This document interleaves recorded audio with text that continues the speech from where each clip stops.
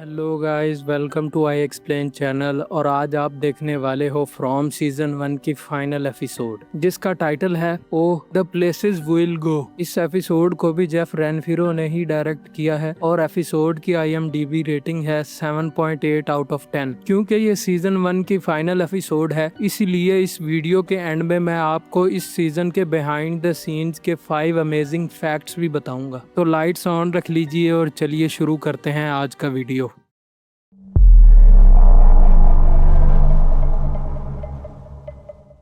Episode start होता है Ethan और जूली से। इस दफा ईथन जूली को कहानी सुनाना शुरू करता है, लेकिन उन्हें दरवाजा बजने की आवाज आती है। वो दोनों नीचे आकर देखते हैं। जेड पूरे जोश में शोर मचाता हुआ ये बताने आया था कि उसने पावर के मसले का हल तलाश कर लिया है। वो एक लैंप का बल्ब निकाल देता है और उसके सिरों पर एक हेयर ड्रायर की वायर जोड़ देता है और बल्ब को वापस लगाकर लैंप को ऑन कर देता है। तो अब हेयर ड्रायर में भी पावर आ जाती है, यानी उन्हें चीजें प्लग करने की जरूरत नहीं।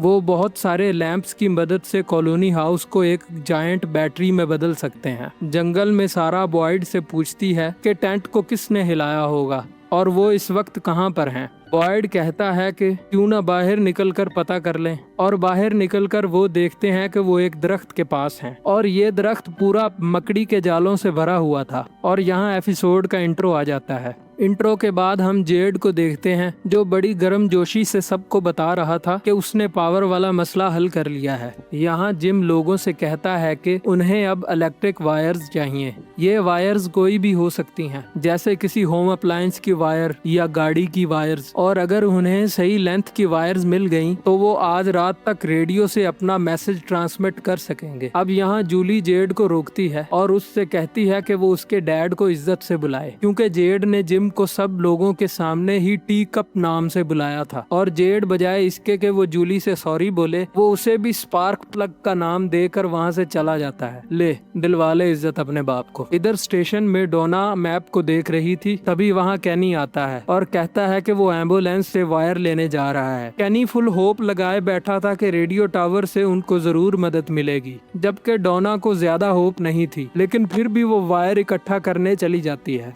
और कैनी भी टेबल पर पड़े एक लैंप को उठाकर एम्बुलेंस के पास आ जाता है। एम्बुलेंस में क्रिस्टी वायर्स इकट्ठा करने में मसरूफ थी। कैनी उसे बताता है कि ये ग्लोब वाला लैंप उसका है और वो उसे अपने कॉलेज के डेस्क पर रखता था, और ये लैंप खुल भी जाता है। कैनी इसके अंदर चीजें छुपा कर रखा करता था, और यहाँ आने के बाद उसने लैंप में उन जगहों के नाम लिख कर रखे हुए हैं जहाँ पर वो जाना चाहता है अगर यहाँ से बाहर निकला तो। वो क्रिस्टी से पूछता है कि क्या वो उसके साथ उन जगहों पर जाना चाहेगी। क्रिस्टी समझ जाती है कि कैनी क्या कहना चाहता है, तो वो स्ट्रेट फॉरवर्ड उसे बता देती है कि कैनी उसे अच्छा तो लगता है, लेकिन वो एंगेज्ड है। और कैनी छोटा सा मुंह लेकर वायर्स उठाकर वहाँ से चला जाता है। अगले सीन में बार टेंडर टैबिथा को स्टोर में ले आता है, क्या पता यहाँ कुछ काम का मिल जाए। टैबिथा उससे पूछती है कि वो टावर बनाने में हेल्प करने के लिए कॉलोनी हाउस में क्यों नहीं गया। बार टेंडर कहता है कि उसने बहुत से क्लेवर लोगों को यहाँ से बाहर निकलने की कोशिश करते हुए देखा है, लेकिन उन सब में ये चीज कॉमन थी कि वो सब लोग आखिर में नशा करने लगते हैं, यानी उसे भी रेडियो टावर से कोई उम्मीद नहीं है। और अब बार टेंडर यहाँ से चला जाता है। टैबिथा भी स्टोर से एक पिकैक्स उठाकर वहाँ से चली जाती है। कॉलोनी हाउस में एलिस फातिमा को अपने साथ हाउस से बाहर ले आता है। फातिमा उससे पूछती है कि वो उसे यहाँ क्यों लाया है, तो एलिस कहता है कि ये वही जगह है जहाँ पर खड़े होकर उसने पहली दफा फातिमा को देखा था। और एलिस यहाँ फातिमा को प्रपोज करने लगता है और फातिमा भी इमोशनल हो जाती है और मान जाती है। वो एलिस से कहती है कि उसके डैड बहुत खुश होंगे। जंगल में बॉयड उस डायरेक्शन में जा रहा था जिस तरफ से रात को रोशनी आई थी। सारा उसे रोकने की कोशिश करती है और कहती है कि उन्हें वापस जाना चाहिए, लेकिन बॉयड कहता है कि जो रोशनी उन्होंने रात को देखी वो किसी टॉर्च की नहीं थी, बल्कि वो एक फ्लड लाइट थी, और हो सकता है कि उस तरफ कोई और उनकी मदद करने की कोशिश कर रहा हो। सारा कहती है कि रात को उसे जो आवाजें आई थी वो अलग हैं, और ये मिस्टर फिश एंड लव्स कौन है। तो बॉयड उसे बता देता है कि ये उसी का निकनेम है जो एबी और एलिस के अलावा किसी को नहीं पता। अब सारा ये कहती है कि हो सकता है जो आवाज उसे रात को आई है वो एबी की हो और वो उनकी मदद करना चाहती है, लेकिन बॉयड उसकी बात मानने पर तैयार नहीं होता। तभी बॉयड को अपने पीछे से एक औरत की आवाज आती है। वो मदद मांग रही थी और ये आवाज सिर्फ बॉयड को आ रही थी, सारा को नहीं। लो भाई, बॉयड पर भी सारा का रंग चढ़ गया है। खैर बॉयड अब उस डायरेक्शन में तेजी से जाने लगता है और सारा भी उसके पीछे पीछे थी। बॉयड देखता है कि वो औरत असल में एबी ही है और वो जालों में फंसी हुई है, लेकिन अचानक एबी बॉयड का हाथ पकड़ लेती है और बॉयड डर कर वहाँ से पीछे हटता है। बॉयड के पैरों से जमीन पर लगे हुए जालों के अंदर से स्पाइडर्स निकलने लगते हैं और वह स्पाइडर्स बॉयड के ऊपर चढ़ जाते हैं और उसे काटने लगते हैं। सारा उसकी हेल्प करती है और वो बॉयड से पूछती है कि उसने क्या देखा, लेकिन बॉयड उसे कुछ नहीं बताता और आगे बढ़ने लगता है। सारा उससे बार बार पूछ रही थी कि उसने क्या देखा, लेकिन बॉयड अब पूरी तरह टूट गया था और वो रोने लगता है। वो पूरी तरह नाउम्मीद हो जाता है। सारा उसे संभालने की कोशिश करती है और कहती है कि उन्हें रोशनी की तरफ बढ़ते रहना होगा। तो बॉयड कहता है कि बाढ़ में गई रोशनी, यहाँ से निकलने का तो कोई रास्ता ही नहीं है और वो सब यहीं मरेंगे। लेकिन सारा उसे एलिस से मिलने की उम्मीद दिलाकर उठाती है और वो दोनों नोटिस करते हैं कि मौसम अब बदलने लगा था और आंधी आने वाली थी और उन्हें जल्दी आगे बढ़ना होगा। दूसरी तरफ जिम और बाकी लोग टावर को कॉलोनी हाउस की छत पर चढ़ा रहे थे और जेड वहाँ से जा रहा था। तो जिम मुझसे पूछता है कि वो कहाँ जा रहा है। तो पहले तो वो बहाना बनाता है, लेकिन पर सच बता देता है कि वो फूकने के लिए माल लेने जा रहा है। जेड का सही है यार, आग लगे बस्ती में हम अपनी मस्ती में। जेड अब घर आता है और देखता है कि मिसेस ल्यू अकेली बैठी रो रही थी। तो जेड उन्हें हौसला देने के लिए अपनी दादी की कहानी सुनाने लगता है जो मर गई थी। मिसेस ल्यू उसे अपने साथ प्रेयर करने का बोलती हैं और जेड उनके साथ बैठकर प्रेयर करने लगता है। अब यहाँ जेड को हमने पहली दफा इमोशनल या इवन सीरियस होते हुए देखा है। जिम ईथन को रेडियो चलाना सिखा रहा था, तभी वहाँ मिसेस ल्यू और जेड सब के लिए खाना लेकर आ जाते हैं। अब नेक्स्ट सीन में क्रिस्टी कैनी को अपने दिल की बात सुनाती है कि उसका दिल 2 हिस्सों में बटा हुआ है। एक हिस्सा कहता है कि वो वापस घर जाने का इंतजार करे ताकि वो देख सके कि जिस लड़की से उसे प्यार है क्या वो अभी तक उसका इंतजार कर रही है या नहीं, और दूसरा हिस्सा कहता है कि इस अजीब सी जगह पर मिलने वाले इस दीवाने के साथ आइसलैंड पर चली जाए, यानी कैनी के साथ। कैनी कहता है कि दूसरा हिस्सा सही है, ऑब्वियसली तू तो यही बोलेगा ना भाई। क्रिस्टी कहती है कि वो श्योर नहीं है कि वो किस हिस्से की बात माने। भाई मैं बता रहा हूँ कैनी का बहुत गंदा कटने वाला है, देख लेना आप लोग। खैर अब जिम और जेड ने पूरा रेडियो टावर सेटअप कर लिया था। अब बस टावर को खड़ा करना था और फिर वो सिग्नल भेज सकते हैं। जेड अब टावर को खड़ा कर देता है और सब सेटअप मुकम्मल हो गया था। जिम सब लोगों को लैंप चलाने का बोलता है और सब लोग कॉलोनी हाउस में पड़े ढेर सारे लैंप चला देते हैं। जिम अब रेडियो टेस्टिंग शुरू करता है और उसे स्टैटिक मिल जाता है, यानी रेडियो टावर काम कर रहा था और सब लोगों में खुशी की लहर दौड़ जाती है। जेड जिम से सिग्नल ट्रांसमिट करने का बोलता है, लेकिन अचानक मौसम बदलने लगा था। दूर से जेड को तूफानी बादल आते हुए नजर आते हैं। अब तूफान रेडियो टावर के लिए बिल्कुल भी अच्छा नहीं है। तूफान की वजह से उनकी सारी मेहनत पर पानी फिर सकता है। जंगल में बॉयड चलते चलते थक गया था और उसकी तबीयत भी खराब होने लगी थी। शायद स्पाइडर्स के काटने का असर था, पर अब उन्हें वही बोट का सायरन सुनाई देता है जो रात को उन्हें टेंट के अंदर सुनाई दिया था। आवाज पहाड़ी के ऊपर से आ रही थी, तो वो हिम्मत कर आगे बढ़ने लगते हैं और अब बारिश भी होने लगी थी। लेकिन जैसे तैसे करके बॉयड और सारा पहाड़ी की चोटी पर पहुंच जाते हैं और उनको वहां से एक लाइट हाउस नजर आता है। दूसरी तरफ जिम रेडियो पर मैसेज ट्रांसमिट करने की कोशिश कर रहा था और ईथन उसकी मदद कर रहा था, लेकिन मौसम कुछ खास अच्छा नहीं था और ऐसे लग रहा था कि जल्द ही तूफान आने वाला है। डोना जिम से कहती है कि उन्हें तूफान आने से पहले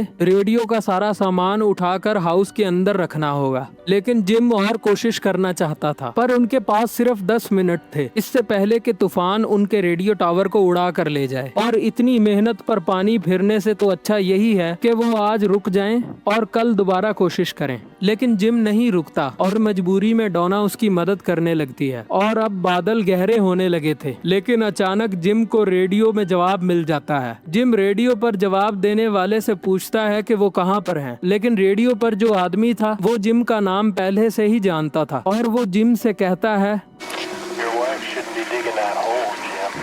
यानी तुम्हारी वाइफ को बेसमेंट नहीं खोदनी चाहिए थी। अब जिम इस वार्निंग को सीरियसली लेता है और टैबिथा के पास घर की तरफ भागने लगता है। जूली डोना से पूछती है कि उसके डैड कहाँ जा रहे हैं, लेकिन अचानक सारे लैंप्स फटने लगते हैं। दूसरी तरफ घर में टैबिथा बेसमेंट को पिकैक्स से खोद रही थी। अचानक जमीन में एक क्रैक होता है और टैबिथा उस क्रैक में गिर जाती है। अब टैबिथा देखती है कि वायर्स तो कहीं भी नहीं जा रही और बस यूं ही खत्म हो गई हैं। यानी असल में कोई पावर का सोर्स है ही नहीं। टैबिथा वायर देखकर हैरान थी, तभी उसके पीछे एक टॉर्च नजर आती है और ये विक्टर था जो अंधेरे से निकलता है और कहता है कि बॉय इन वाइट ने कहा था कि तुम आओगी, और विक्टर को टैबिथा का ही इंतजार था। अब विक्टर को हमने कॉलोनी हाउस अटैक के बाद अब देखा है। खैर अब बेसमेंट में क्रैक की वजह से घर गिरने वाला था और विक्टर टैबिथा से कहता है कि उन्हें यहाँ से जाना चाहिए क्योंकि वो यहाँ सेफ नहीं है और मॉन्स्टर्स इसी जगह सोते हैं। वो टैबिथा को मॉन्स्टर्स की बनी हुई ड्राइंग्स भी दिखाता है जो उन्होंने पत्थरों पर बना रखी थी। अब इससे पहले के घर गिरे, विक्टर टैबिथा को लेकर वहाँ से चला जाता है। जिम भागता हुआ घर तक पहुँचता है और देखता है कि घर का फ्लोर टूट गया था और बेसमेंट तक एक बड़ा होल बन गया था। जंगल में बॉयड की हालत खराब हो रही थी। वो सारा से कहता है कि वो उसे यहीं छोड़कर आगे चली जाए क्योंकि टाउन के लोगों को लाइट हाउस के बारे में बताना जरूरी है और अगर सारा बॉयड को छोड़कर नहीं गई तो वो दोनों यहीं मारे जाएंगे। लेकिन सारा बॉयड को छोड़कर जाने पर तैयार नहीं होती और यहाँ उसे बॉय इन वाइट नजर आता है जो सारा को वहाँ मौजूद फारवे ट्री में छुपने का बोलता है और सारा पहले बॉयड को ट्री के अंदर जाने का बोलती है, लेकिन जैसे ही बॉयड ट्री के अंदर जाता है वो एक छोटे से कुएं जैसी जगह में फंस जाता है और वो जगह इतनी छोटी थी कि बॉयड सिर्फ खड़ा हो सकता था। बॉयड घबरा कर चिल्लाने लगता है और सीन डाइनर में शिफ्ट होता है और हम देखते हैं कि डाइनर के बाहर एक बस आकर रुकती है और डाइनर के अंदर रेडियो डिवाइस पर नील यंग का song everybody knows this is nowhere बजने लगता है और एपिसोड यहीं पर खत्म हो जाती है। दोस्तों जैसा कि मैंने बोला था, विक्टर इस टाउन के बारे में बहुत कुछ जानता है और इस एपिसोड में हमने इसका एक नमूना भी देख लिया। विक्टर एपिसोड 7 में जो कॉलोनी हाउस अटैक हुआ था उसके बाद से ही इस अंडरग्राउंड टनल जैसी जगह पर अकेला ही सरवाइव कर रहा है और वो बताता है कि यहाँ मॉन्स्टर्स सोते हैं। अब ऐसा होगा कि मॉन्स्टर्स रात में इंसानों का शिकार करके थके हारे दिन में इस टनल में आकर सोते होंगे। अब आप सोच रहे होंगे कि मैं इस जगह को टनल क्यों बोल रहा हूँ, तो हम क्लियरली टैबिथा और विक्टर को अंधेरे में जाते हुए देखते हैं और ये एक टनल में ही हो सकता है। अगर ये जगह एक चैम्बर जैसा होता तो पहली बात तो वो दोनों जितना मर्जी कॉर्नर में छुप जाते, घर के गिरने से वो नहीं बच सकते थे, और दूसरी बात कि विक्टर जंगल से सीधा इस जगह पर कैसे आ गया। अब ऐसा हो सकता है कि इस टनल की दूसरी ओपनिंग जंगल में होगी जहाँ से विक्टर इस टनल में आया होगा और जहाँ से मॉन्स्टर्स रात को बाहर निकलते हैं। और मॉन्स्टर्स कहाँ से आते हैं? जंगल से। तो क्लियरली ये एक टनल ही है। अब ऐसा भी हो सकता है कि विक्टर फारवे ट्री से इस टनल में पहुंच गया हो। अगर आपको याद हो तो एपिसोड 4 में विक्टर ने बताया था कि फारवे ट्री आपको कहां पहुंचाएगा ये कंफर्म नहीं होता। जूली को फारवे ट्री ने उस रूट सेलर में पहुंचाया और बॉयड को तो एक छोटी सी जगह पर ही फंसा दिया। तो ये पॉसिबिलिटी भी है कि विक्टर को फारवे ट्री ने यहाँ पहुंचाया हो, लेकिन विक्टर जितने लंबे अरसे से यहाँ रह रहा है तो इस बात के चांसेस काफी ज्यादा हैं कि विक्टर को जंगल में टनल की ओपनिंग का पता होगा। और आप ये सोचो विक्टर फारवे ट्री में क्यों ही जाएगा जब उसे कंफर्म ही नहीं कि वो कहां पहुंचेगा। ऊपर से द बॉय इन वाइट वाला एंगल भी है जो इस एपिसोड में सारा को भी नजर आया है। क्लियरली बॉय इन वाइट यहाँ टाउन के लोगों की साइड है, क्योंकि अभी तक द बॉय इन वाइट ने सिर्फ मदद ही की है, पहले विक्टर की जंगल में भेजकर और अब सारा की छुपने में। लेकिन बॉयड बेचारे को तो फंसा दिया ना, और सारा हो सकता है यहाँ पर बच जाए, क्योंकि ये पर्सन टू पर्सन वेरी करता है कि फारवे ट्री आपको कहां पहुंचाएगा। और एंड में जो बस आके रुकी है डाइनर के सामने, नेक्स्ट सीजन में स्टेक्स काफी हाई होने वाले हैं। मतलब सोचो अगर सिर्फ 2 कार्स में आने वाले 4 से 5 लोगों की वजह से इतना ज्यादा केओस हो गया है, तो बस में तो ना करके 35 से 40 लोग तो आए ही होंगे, और इतने सारे लोगों को हैंडल करना कैनी के बस का तो नहीं। हाँ, अगर बॉयड होता तो शायद वो ज्यादा लोगों को बचा सकता था। और नेक्स्ट सीजन की ओपनिंग में पक्का मैसेकर होने वाला है, क्योंकि अभी अभी आए लोग पहले तो मानेंगे नहीं, और अगर मान भी गए तो कुछ लोग जरूर अपनी मनमानी करेंगे और मारे जाएंगे। तो दोस्तों ये थी फ्रॉम सीजन 1 की फाइनल एपिसोड, और अब बात करते हैं बिहाइंड द सीन फैक्ट्स के बारे में।